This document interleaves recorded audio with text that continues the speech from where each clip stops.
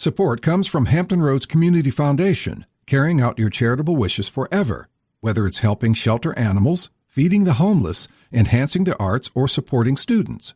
Learn more at leaveabequest.org.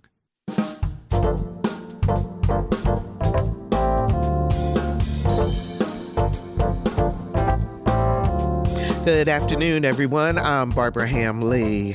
We're just days away from a brand new year. Many of you will be attending your first New Year's celebration in years. So as we prepare to usher out 2022 and ring in 2023, we'd like to spend the next hour reflecting on some of the stories that you said made you smile this year. We call them our Another View Selected Shorts. So relax and enjoy the best of Another View Selected Shorts 2022 edition. It's all coming up next, right after this news from NPR and WHRO News.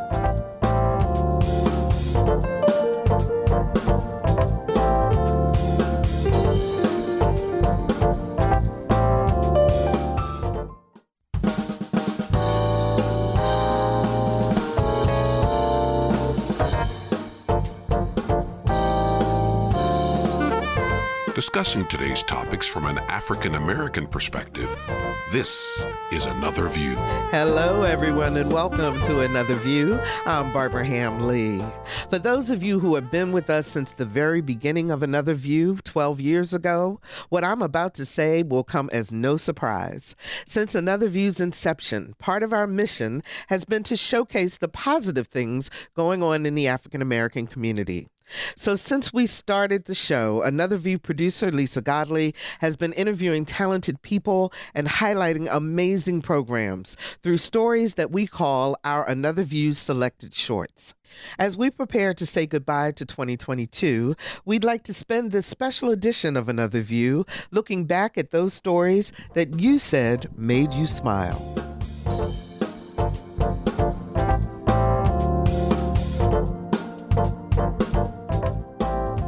If you've ever seen the word ham scribbled at the bottom of a huge mural gracing the side of a building and wondering what it meant, it's not my last name. I'm about to tell you, though. It's short for Hamilton. Hamilton Glass, to be more specific. And you're about to meet the artist responsible for bringing so many dynamic, larger-than-life paintings to buildings across Virginia's capital and right here in Norfolk's Neon District. Our Lisa Godley spoke to the Campton University grad about his talent for bringing community stories to life through art and what it takes to do things big. At 40 years old, Hamilton Glass is already well into his second act. The Hampton University graduate started Act 1 as an architect. 8 years later, his passion to tell community stories through vibrant paintings on large concrete canvases took control. For example, in the 3000 block of Richmond's Chamberlain Road, a red, white, blue, and gray painting covers the side of a 3-story building. It features 2 black women so entwined in the American flag that it's part of their physical makeup. It almost appears they're adorning red and white striped hair on one side and blue hair with white stars on the other. Hamilton named his creation Struggles in the Ruffles. Really, that piece is about embracing the trauma of America, knowing that it will never be perfect, but we built this place, and there will always be a struggle for us here in America. He says while he enjoyed being an architect, it was never his passion.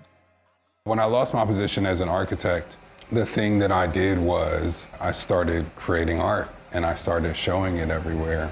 It didn't take long before individuals, organizations, and corporations started commissioning his work.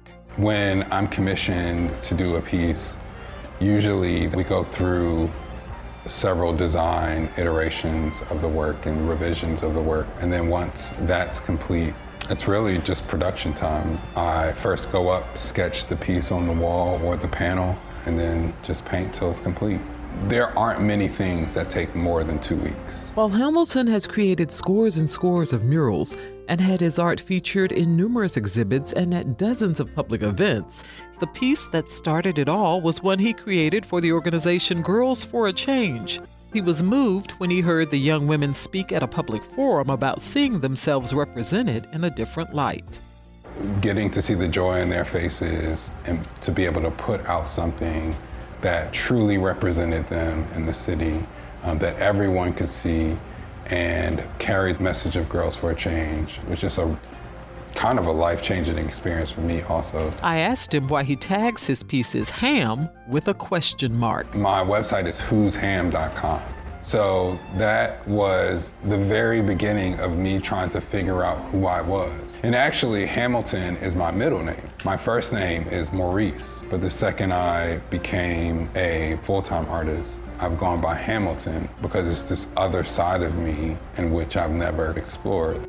As you might imagine, painting while scaling the side of a building has its challenges. Being a public artist, you often have to paint in not ideal weather conditions. I've had to paint on a rooftop when it was 100 degrees, which means it's probably like 115 up there. Sometimes I have to paint in the cold. Just 2 weeks ago, I was painting in 30-degree weather. This summer, I did a piece here in downtown Richmond, which was 60 feet up in the air. And the parking lot was on a slope, so it was this little rickety little boom lift, which it's always swaying back and forth. So there's a lot of conditions in which you don't get to paint. I love this responsibility and semi-power that I have in being able to control a narrative through my work. 50 years from now, I'm hoping people really understand the intention that I put in my work. Most of my work is not about me. It is about using art to solve a problem, to help a community, or to address a need, because art is a really good tool at doing that. For Another View, I'm Lisa Godley.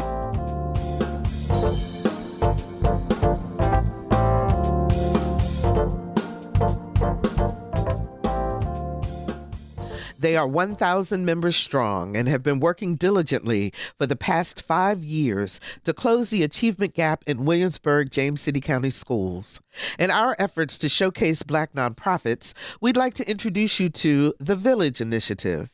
Here's an inside look at how they're utilizing mentors, tutors, and passionate advocates to make a huge difference in their community. The Village Initiative sprung forth following a tragic loss. Founder Jacqueline Bridgeforth Williams explains. There was a young man who was murdered in our community, Cameron Joshua Travis Stanley. And when I saw the picture of him and his mom, it spoke to my heart in such a way that had never happened before. And I felt something from that as a mother, and a mother of a young African-American son. And I looked at her son, and I saw my son and all of our sons. And I prayed and I asked God for guidance and how we can help, how we can stop this, how we can help our children. And he sent me a vision of a community organization that will be dedicated to educational equity for all children in our community. We have to give all children the tools they need to be successful. And that shows up through equity. Her next move was to share her vision.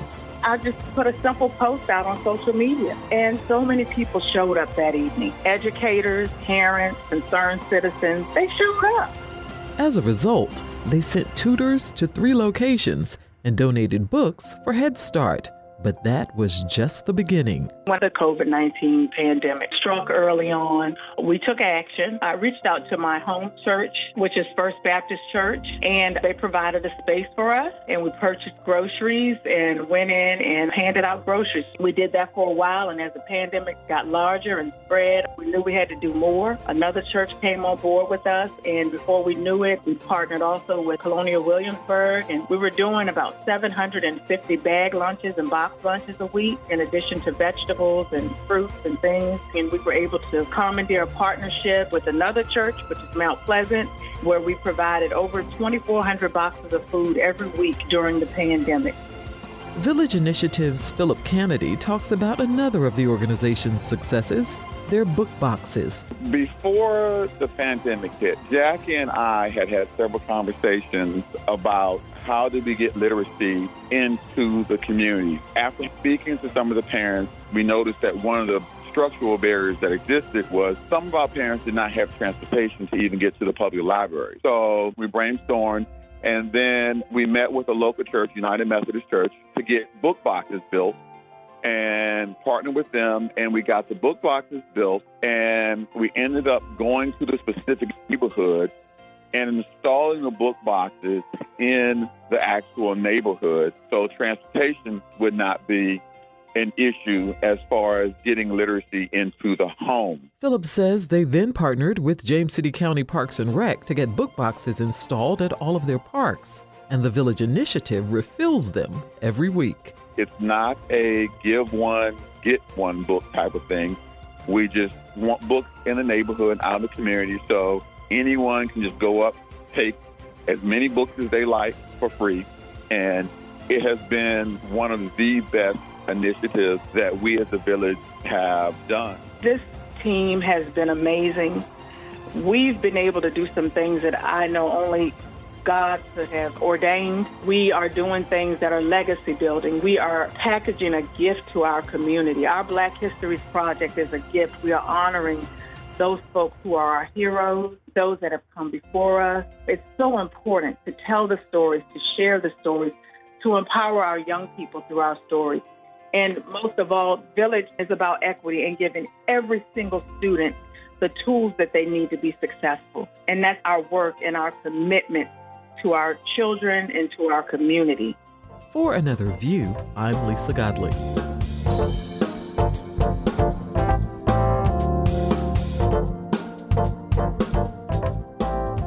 Boo Williams has been making a difference in the lives of young athletes here in the Hampton Roads area for decades. Such basketball legends as Alonzo Mourning and Allen Iverson were coached by Boo.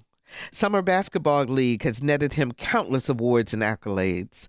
There's currently a documentary about his life in the works, and there was a huge celebration of Boo's 40-year commitment to young people and basketball on the peninsula that happened in August this year. Our Lisa Godley got a chance to chat with this Hampton native and gives us an up-close look at the legend of Boo Williams. Born Marcella Spencer Williams Jr., I just had to know, where did Boo come from? That's a good question. I mean, it used to be Boo-Boo. I used to cry a lot when I was a baby. My mom, she used to call me Boo-Boo. Then when I got in elementary school, they cut one of the Boos off and made it just Boo.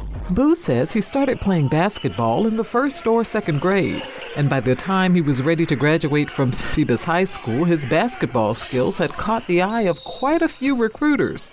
He chose St. Joseph's University in Philadelphia, and after college, went on to play for several years in Europe. But even while playing overseas, Boo thought of home and knew he wanted to do something for the kids in his community. So as soon as he returned to Hampton Roads, that's just what he did, initiating the Boo Williams Summer League in 1982. You started with how many kids when you started the Summer League? 40 kids. We have 4 teams, 10 kids on the team. 40 years later, that number has grown to 1,000 young athletes, boys and girls.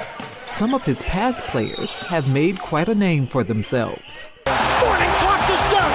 Right down Main Street, turned away by Alonzo Mourning. Iverson behind his back, yes! I coached 2 kids in the Hall of Fame, Alonzo Mourning and Allen Iverson, 22 first-round picks. I've been very fortunate to coach a lot of great players. I asked Boo what really stood out for him when he coached Alonzo Mourning and Allen Iverson. Alonzo was the kind of kid that would play hard.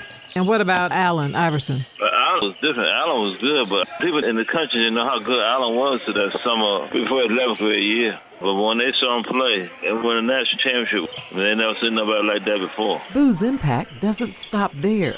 More than 700 of his players have gotten college scholarships. We stopped counting because there have been so many of them. He started coaching young women in 1985, and so far, 14 young ladies from his summer program have gone on to the WNBA. By 2000, Boo needed more space, so he started working on a plan to build a sportsplex. He says the biggest challenge was convincing people that such a facility was needed. To spend $13 million on a sports flight for kids to play sports. At that time, was unheard of. But he did convince them, and in 2008, his dream became a reality.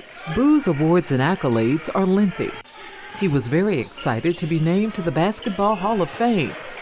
He's one of the 2 people inducted because of their work with summer programs. His advice to young athletes who want to follow in the footsteps of the great players is simple. 2 things he said to young kids. Keep working on it, put some time in it. Never get better unless you put time in it. And the second thing I think is very important, that a kid get their education. Education is so important. So what does a legendary coach do when he's not coaching? I love watching movies and videos. What kind of movies? What kinds of videos? I like gangster movies. Boo says he also loves to talk about politics. He says a lot of people don't know it, but he majored in public administration. But his true passion is obvious in the work that he does in and for his community, running what the Philadelphia Inquirer calls the nation's premier youth organization. For Another View, I'm Lisa Godley. You're listening to the best of Another View Selected Shorts 2022 edition. Please hold your calls.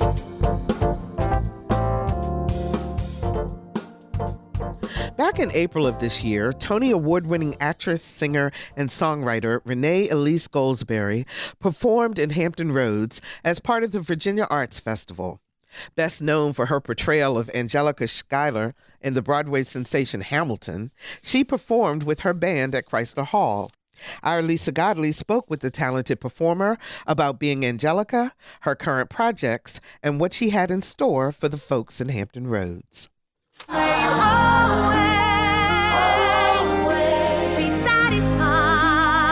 As Hamilton's Angelica Schuyler, Renee Elise Goldsberry is a favorite character to millions.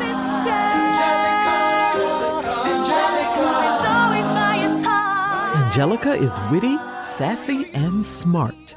I've been reading Common Sense by Thomas Paine. So men say that I'm intense or I'm insane. You want a revolution, I want a revelation. So listen to my declaration. It was a role Renee says she almost passed up. I just got a phone call one day asking me to come audition for this new rap musical that has been written by Lin-Manuel Miranda. And I was a huge fan of his already because I loved In the Heights. At the time I actually was not going to go in for it because I just didn't think that there would be an opportunity for me to get the role. I thought I was probably maybe a little too old, and I just brought my daughter home from Africa. My daughter is adopted, and I was really just over the moon joyous about my family. And so I kept blowing the audition off, and eventually I listened to the demo of Satisfied, the song that Angelica Schuyler sings in the musical. And when I heard it, I just completely changed my mind. And I ran into the audition. Renee describes playing Angelica Schuyler as an awesome opportunity to bring people's attention to America's 4 mothers. Angelica, Eliza, and Peggy, the Schuyler sisters. Angelica, Peggy, Eliza. I definitely knew it was a Tony Award-winning production. I could not have dreamt in a million years that it would be a Tony Award win for me. I really just knew that I was standing with giants. I knew that this was just probably the greatest thing that had happened to theater and to my life and actually to the lives of all of us in the company. But Hamilton wasn't Renee's first time capturing a Broadway audience. Her resume also includes performances in The Color Purple, Rent, and Good People. Throughout her career, she's moved from the stage to both the big and small screen with ease. For 4 years, she portrayed Evangeline Williamson in the daytime soap opera One Life to Live, and went on to capture the lead role in the 2011 movie All About You, where she wrote lyrics and performed on the soundtrack. Everything that's real is you. Everything within my view. All I see. Her background prepared her well for a future on both the stage and in front of the camera, studying theater at Carnegie Mellon and earning a master's in jazz studies at the University of Southern California. I started off doing musicals when I was 8 years old, so they were always, combined. My love for acting and dancing and singing was all there together on the stage. And now she's gearing up for a return to the small screen. I just walked out of the recording studio in New York City for my television show Girls by Beba, which comes out on May 5th, because I play a character who is trying to rekindle her 90s pop career with her great girl group that's now a slightly older woman group. And so we sing a lot, actually, in the show, and it's tremendous fun. When she arrives in Hampton Roads next month, she brings with her a talented group of musicians and several amazing singers. You will hear a little bit of everything in my performance.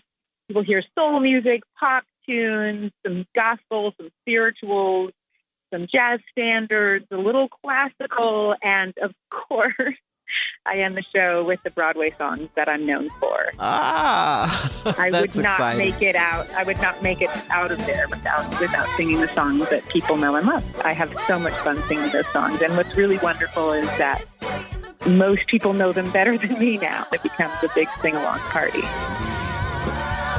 For Another View, I'm Lisa Godley.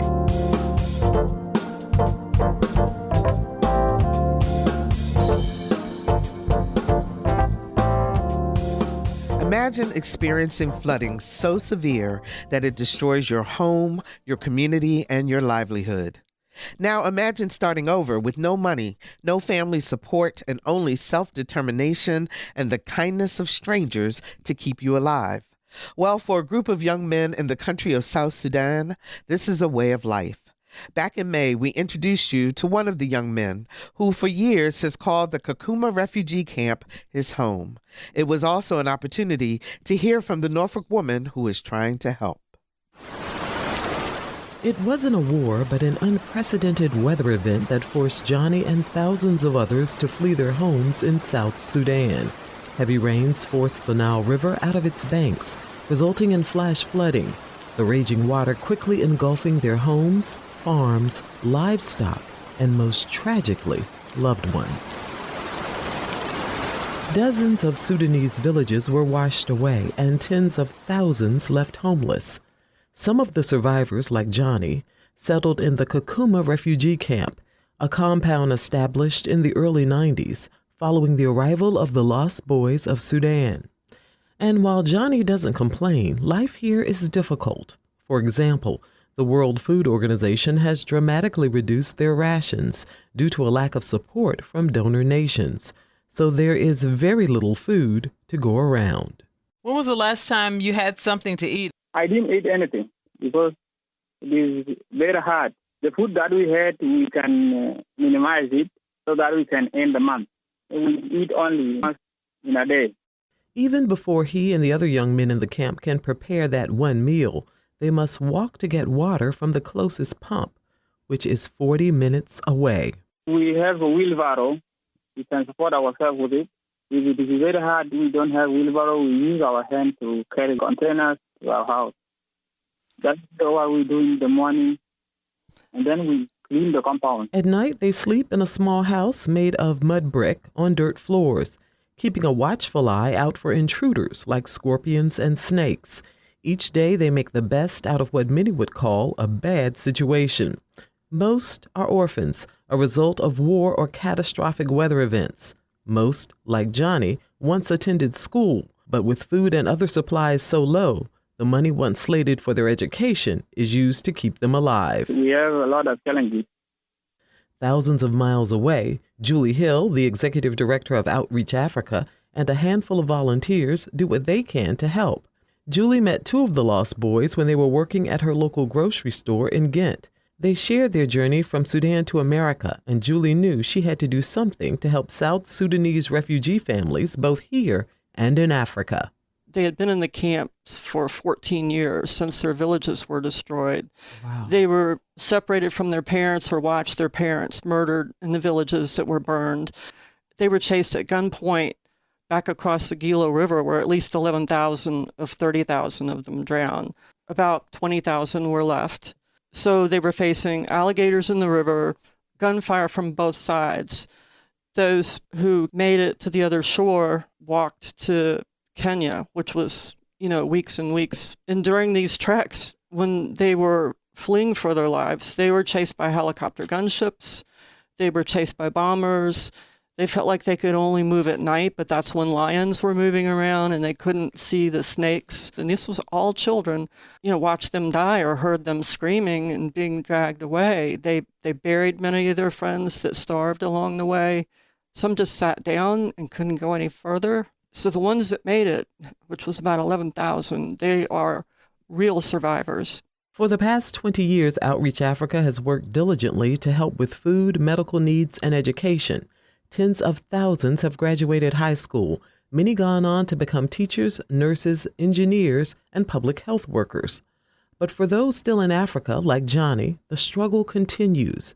There's a clinic they can go to for some things, but no hospital where surgery can be performed. Are there people there in need of surgery? Yeah, a lot of people.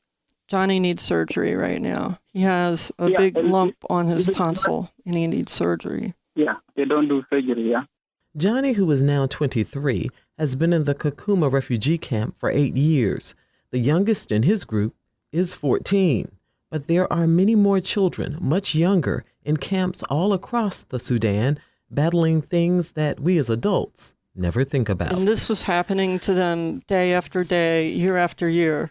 One of the most beautifully written books I've ever read is called They Poured Fire on Us from the Sky. And throughout the whole book, you feel like you're seeing the world through their eyes from the time they're little children. You get a good idea of what they live through, and it really humanizes them and it makes you relate to them. It's a story of tragedy, but also overcoming. If you'd like to know more or want to help, contact Julie Hill at julhill@cox.net. For Another View, I'm Lisa Godley.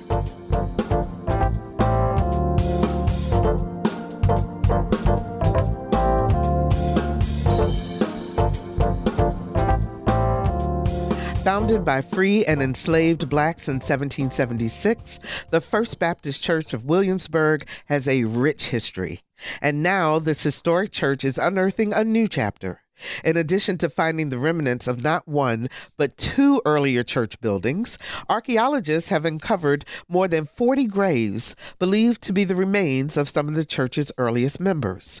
Another View was there when congregants gathered to reflect on the past, pay tribute to the ancestors, and prepare for what this extensive archaeological dig could uncover next.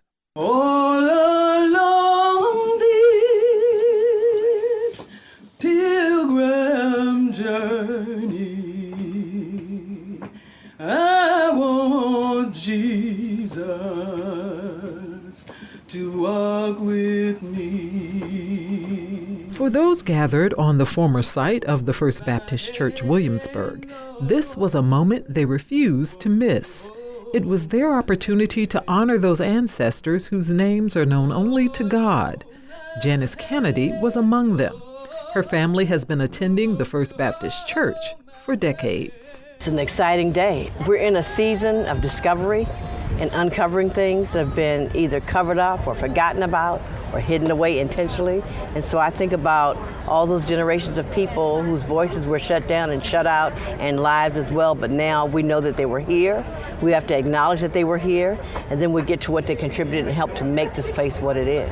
The site on the corner of Nassau and Francis Streets in colonial Williamsburg was paved over for parking in the late 1950s. But for the past 2 years, archaeologists from the Colonial Williamsburg Foundation have been working at the site to uncover the history buried there.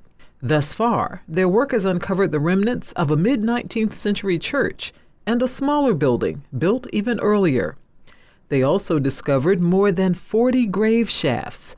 The congregation voted to excavate 3. And last weekend, archaeologists uncovered the first of the remains, a 6-foot skeleton. But they won't know more regarding the identity until DNA sampling can be done. Biological anthropologist Dr. Joseph Jones explains the process. So the first step will involve getting the remains down to where we expose the remains, but not excavate them yet. So at that point, we will come in and do some photography, take some basic measurements of bones that will tell us, ideally, things like the stature, age estimation, possibly. and sex estimation. A really rough analysis at that point based on just mere observation of whatever is they're capable of exposing. First Baptist Church is one of the oldest black congregations in America, founded in 1776 by free and enslaved blacks.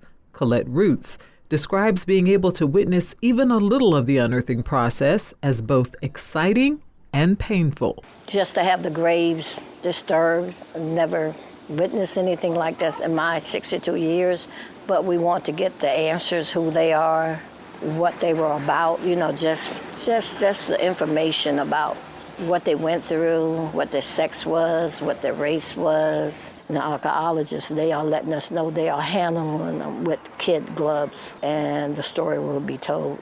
Jacqueline Bridgeforth Williams was excited to be present as the work began. She describes the moment as a manifestation of faith. I think about my ancestors and them as being not only freed blacks, but enslaved blacks that had the tenacity and the fortitude to build this church and have the faith that one day, I know that they prayed that one day that we would be free, but their struggles and their stories and what it's all about, telling their stories and their truths. So for me, this day is major. It means a lot because it's one more moment of standing in our truth, in our nation's truth, and the truth that we as African Americans have huge contributions to the fiber of this nation. And so this is important to me because it's about our faith and about our people. Archaeologists are hoping to have a comprehensive report of their findings to share with the First Baptist congregation this November. For Another View, I'm Lisa Godley.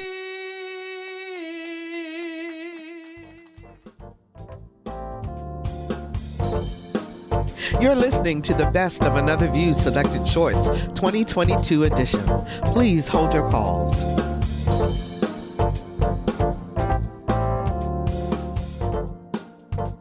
Ever heard of Coffeetown? It's a historic community created by free blacks in the 1700s in Chesapeake. Jordan Yowell, the daughter of producer Lisa Godley, shares the history of this vibrant community and what the ancestors of the founding families and others are doing to keep this history alive. Hello, my name is Jordan Yowell, and if you look not too far down my family tree, you'll see the name Cuffy. So when I found out that there was a community in Virginia founded by free black families called Coffeetown, I had to know more.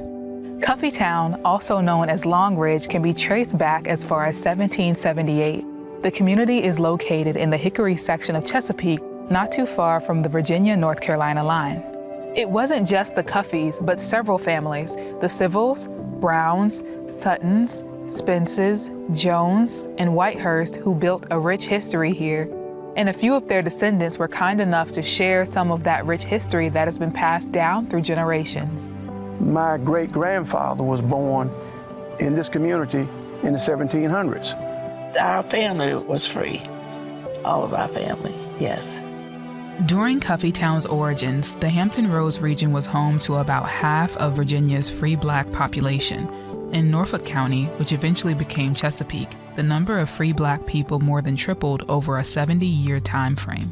They farmed the land and they raised like lima beans and black beans, and they dried it. They had their own fruit trees, their own poultry. Certain time that they would go and, like slaughter the hogs. Although the residents here were free, they did not escape threats like frequent visits by slave patrols looking for runaways. They would come through here in the evenings, in the night, and the people had to go out to the cemetery and hide. They would come through pretty often, yeah. But the people in this community, all of them got together and they had a plan of surviving. They were also determined to help their community grow. They had some of everything here because they built the school and they all came together to build the church. My grandfather, Holloway Smith, gave the property. They named their church Gabriel Chapel AME Zion, which opened its doors in 1866. Reverend Dr. Sandy Hutchinson is the current pastor. Sometimes churches were just there as places of worship, but Gabriel Chapel was there as a place that the people could use for refuge. It was used to share political information. Also, they had forms of entertainment. educational activities. I was told they even showed movies. They put up sheets and they find a way to make makeshift theater for the community, even at the church site. What else was here in the community that people could go to? They had 2 stores, and then one of them they actually, I was told, had a little dance hall. So can you explain why I've heard this town go by so many different names? The name of the community is actually Long Ridge, but after years of prominence of the Cuffey family, many started to call it Cuffey, and then it kind of became christened as Cuffey Town. One of the most fascinating things I learned was that the Cuffey Town community was actually burned to the ground at one time. Raiders had come through and they burned down all the homes, and the people actually rebuilt the community following the building of the church in 1866. Cuffey Town holds several historic sites, including this cemetery, where 13 Black Civil War soldiers from this community, known as the Cuffey Town 13, were laid to rest. When members of the Buffalo Soldiers of Hampton Roads learned that there were men who served in the United States colored troops buried here, they wanted to make sure that those veterans were recognized. There was nothing really saying that they were there. And so we asked the pastor, what could we do to kind of help them identify the grounds here. So that's how we erected the flagpole in 2007. Each year on Veterans Day in November, the church has a ceremony, and we gladly come out and participate in the ceremony with them. And sometimes we put up flags, each one identifying each one of the gravestones there. So when the Buffalo Soldiers were serving in the war, what responsibilities were they typically given? Well, most soldiers, typically their jobs are take care of the horses, take care of their sails, make sure they're ready for battle, take care of their arms, their cooks, normal soldier duties. My great-grandfather, his wife, on both sides, mom and dad, they're buried here. I'm currently a landowner here in the community. My ancestors owned farm and tended land here, and it's one of those things they saw then as being important, and it's important today. Over the years, the number of original families who call Cuffey Town home has dwindled, but those who remain hold on to its rich history and eagerly share that history with the future generations to ensure that Cuffey Town takes its rightful place in the American history narrative. I'm Jordan Yowell.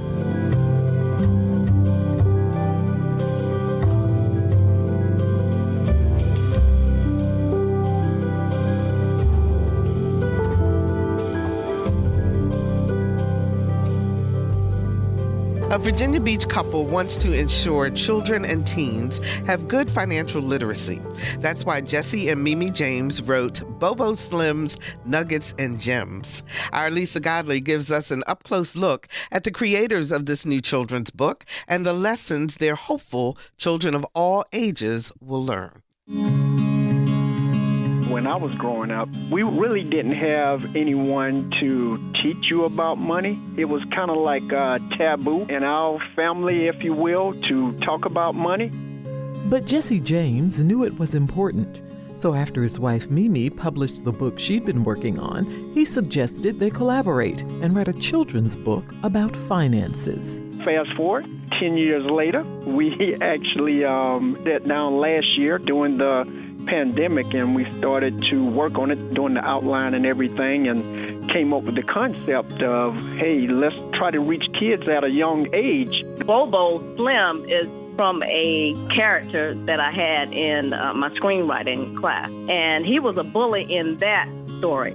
But I thought the name was so cool, I was like, we need a name that would be catchy to kids and, well, everyone else, really. And that's how we came up with Bobo Slim.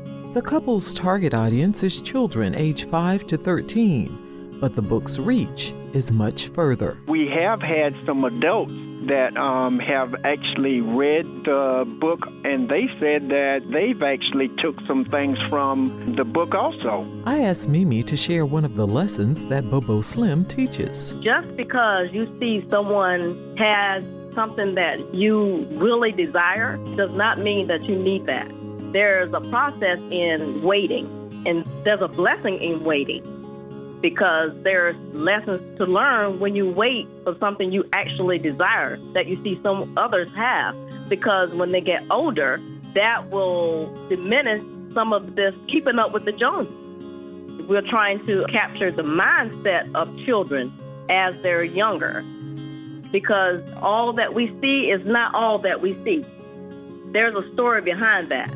Why not tell the story behind that? Even if it's true of what we're seeing, what got you there? What trials and tribulations did you have to go through to get where you are? What you do today could help you in the future. So if you're taking care, some things now at a young age, man, how much wealth could you have in the future? So if you could get that mindset of the kids at a young age, I'm telling you, it can definitely make a difference in their life. The couple quickly realized that Bobo had more to say than what could be found in one book. So I asked for a sneak peek of what we can expect in book 2. Bobo actually put his thoughts into work even at school, and the principal captures it. And Bobo is going to be a key speaker at an assembly at school. So he had no intentions of doing that, but since he got this revelation, his whole being, he's just changed. His whole being. Once your mind is changed, your whole world changes. Jesse and Mimi say during the process of creating the book, there were times when they got discouraged, but they got outside encouragement to carry on, and are glad they did. People who actually read the book, they are saying that it's a good product and it's God-led. It's a diverse community of people, if you will, and the next book is even more diverse because it can be used by anyone. It's not an African-American thing. It's not a Caucasian thing.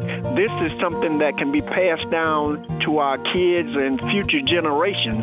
And I just wish that I would have had someone when I was a kid.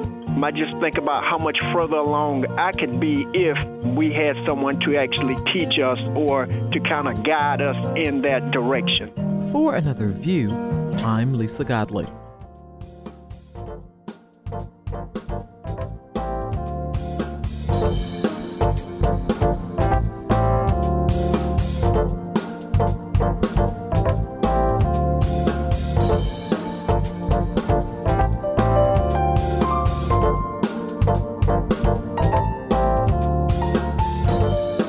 It's titled Nothing Special, but the story behind Desiree Cooper's new children's book is very special.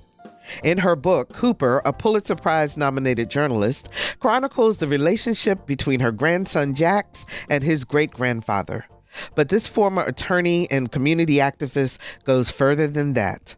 As our Lisa Godley discovered, Cooper also glances at history by reminding us how the Great Migration separated millions of Black families and how some have made it a point to reconnect with loved ones who chose to remain in the South. Cooper was a 2015 Kresge Artist Fellow specializing in literary arts. Good morning, Jax. His grandfather woke him with a kiss. Good morning, Pop Pop, Jack said, leaping out of his bed. What are we going to do today? I think we'll do some of the things that I did as a boy, Pop Pop said. Like what? Jack asked. Pop Pop smiled and said, nothing special. Desiree Cooper calls her first children's book an intergenerational buddy story between a boy and his great-grandfather. 6-year-old Jax endures a long car ride from his home in Detroit to spend a glorious week with his grandparents in coastal Virginia. Back home, fun was playing with his toys and going to the movies. But Jax soon discovers that the things Pop Pop considers nothing special, like counting fireflies, shucking corn, and crabbing, are nothing short of an adventure. But there's a deeper historical connection, one Desiree Cooper calls reverse Great Migration. Our families have been torn apart over and over in our history in the United States. First through the slave trade, then through slavery itself. Reconstruction, there was a big scattering of our families. And then the Great Migration was one that we had a little bit more agency with. We had a choice, but the choice was to stay alive by leaving. And so we have to really understand why these things take on so much more meaning for us than it might be for other populations of Americans. Jax and his grandpa's adventures come to life through amazing illustrations created by fabrication artist Beck Sloan. She literally handmade everything that's in the book. So the characters look, just for lack of a better word, kind of like puppets, and they are in settings that are clearly made of different kinds of textiles. The characters all have a metal ligature like a skeleton, so that they are posable in all kinds of directions, not just at the joints. And every detail is done by this artist and then photographed. So when you see water, when you see sky, when you see stars, these are all fashioned by the artist. So how does a Pulitzer Prize-nominated journalist end up writing a children's book? Journalism in general taught me how to write tightly and short. And I think that for someone that may have been coming out of writing a longer form, it might have been a lot harder to transition to a children's book. But I was used to writing a column. It's around 700, 750 words. I start to wind down, and I find myself doing this all the time, even in my creative work, because that's how my brain was trained. And that's about the length of a children's picture book. So my biggest chore in doing the picture book wasn't the length, but just choosing the scenes and, of course, making sure my language was lyrical enough to be read out loud to children. It was kind of a nice fit. It wasn't that difficult of a transition. Nothing Special isn't even 2 months old, and Desiree Cooper is already receiving accolades for the book, with a starred review on Booklist. And she's pretty sure this won't be her last. Can we go to the movies now? He asked when they got home. Instead of answering, Pop Pop went into the house and came out with a newspaper, 2 sticks, tape, and old string. What are you doing? Jack asked. Pop Pop tied the sticks into a cross. Help me tape the newspaper to the sticks, he said. When they finished, Pop Pop held it up. It's a kite, Jax exclaimed. At the park, Jax ran while the kite danced in the sky. He thought their kite wouldn't fly as high as the other kites that came from the store.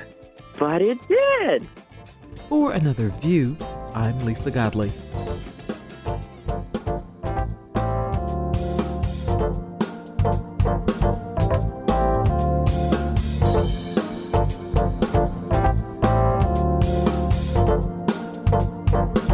You're listening to the Best of Another View Selected Shorts 2022 edition.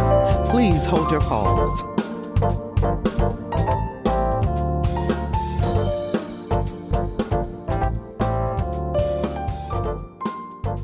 There's no right way to do something wrong. It's not just a quote, but a way of life for the man you are about to meet.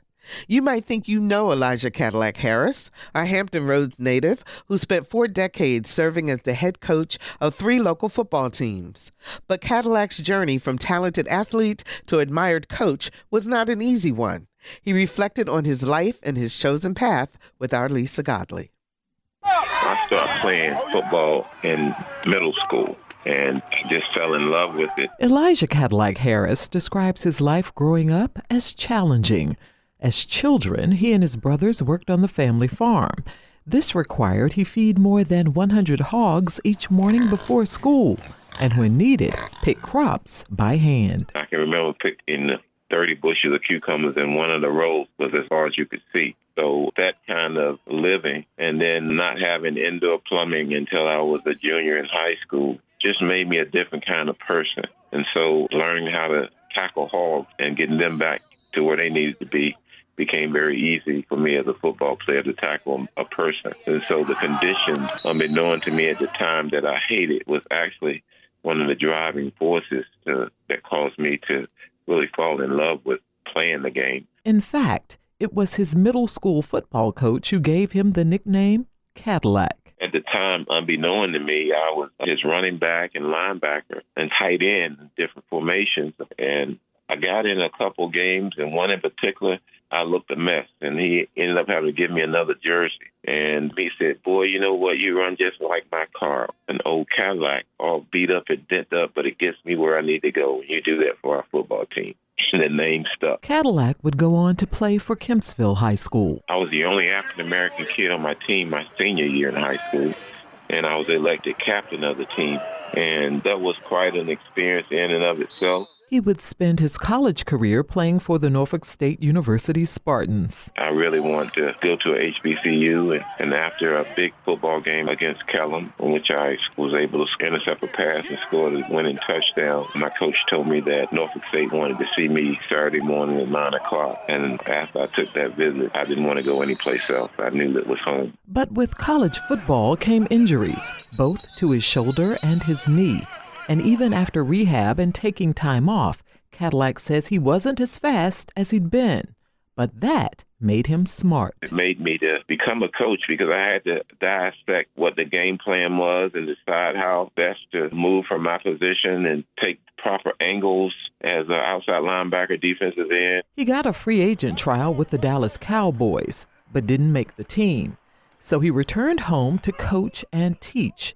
But his dream of becoming a head football coach would be an uphill battle. I had tried for 7 years to be a head football coach, and I happened to be in Virginia Beach. And so there was some pushback in that area, just a mindset that there were administrators and people of power who felt like the city wasn't ready for a head black football coach yet. He credits mentors like Dick Price, Wiley French, and Tommy Rhodes, who continued to advise and encourage him. I had been turned down from the job at Princess Anne High School, and Wiley French, who was my principal, took me down to the superintendent's office, and he said the superintendent wanted to meet with me, and he told me that I was the most qualified candidate for the job, but I can't give you the job because the city is not ready yet. And if you go over to Princess Anne High School, that principal is going to fire you as soon as the first white parent complains. Cadillac had won 2 state championships coaching track by the time he got the job as Green Run High School's first black head football coach in 1988.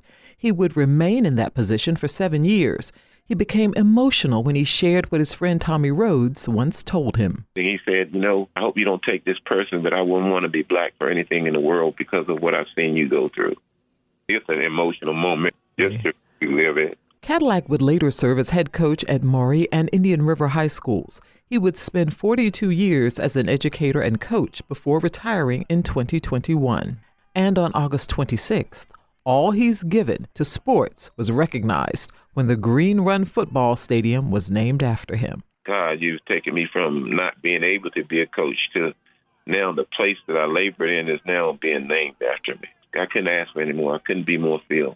Cadillac is credited with coaching hundreds of athletes who went on to play college football, 5 who played in the NFL.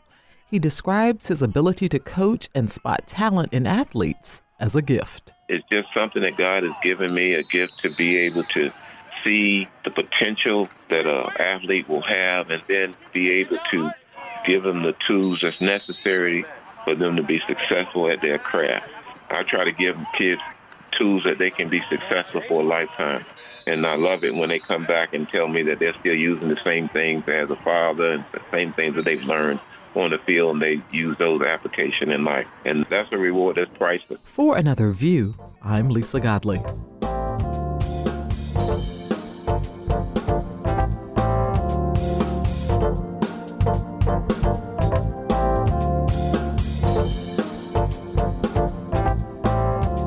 On behalf of producer Lisa Godley, audio engineer Jordan Christie, Dr. Barry Graham, and Dr. Keith Newby, we wish you peace, happiness, and joy in the coming year.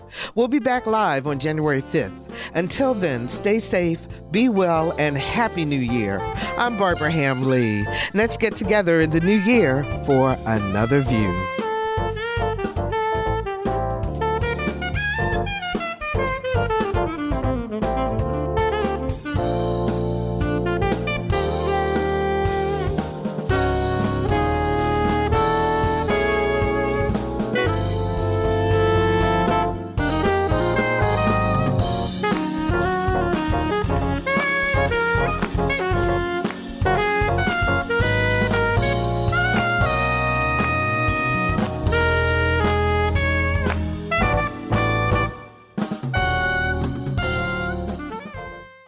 Support comes from Hampton Roads Community Foundation, partnering with donors from all walks of life to improve southeastern Virginia through grants, scholarships, and leadership initiatives. Learn more at hamptonroadscf.org.